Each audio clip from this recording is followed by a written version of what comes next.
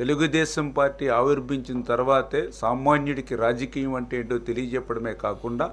ఆ రోజు ఎన్టీ రామారావు గారి దగ్గర నుంచి చంద్రబాబు నాయుడు గారి వరకు కూడా సామాజిక న్యాయం కోసం ఈ ఆంధ్రప్రదేశ్ రాష్ట్రంలో పనిచేసినటువంటి పరిస్థితి. నేడు ఎన్డీఏ ప్రభుత్వం కూడా ఆ సామాజిక న్యాయానికి కట్టుబడే ఈరోజు మరి ఏదైతే ప్రత్యేకించి మరి యొక్క ఆంధ్రప్రదేశ్ రాష్ట్రంలో ఉన్నటువంటి యొక్క షెడ్యూల్ కులాల ఉప వర్గీకరణ ఏదైతే ఉందో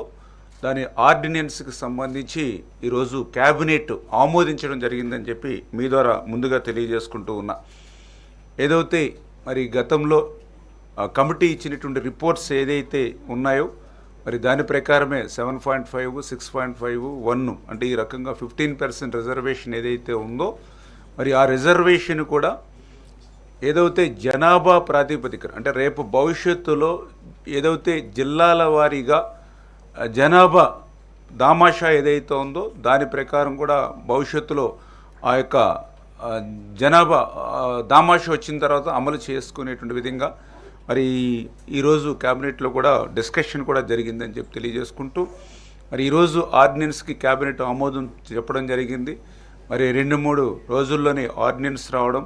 ఆర్డినెన్స్ వచ్చిన వెంటనే మళ్ళీ డిఎస్సి కూడా నోటిఫికేషన్ కూడా ఇచ్చి 45 రోజుల సమయం ఇచ్చి సాధ్యమైనంత వరకు రేపు విద్యా సంవత్సరానికి ముందే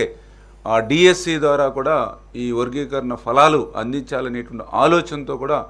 ఈ ప్రభుత్వం ఉందనే విషయాన్ని కూడా ఈ సందర్భంగా తెలియజేసుకుంటూ ఉన్నాం.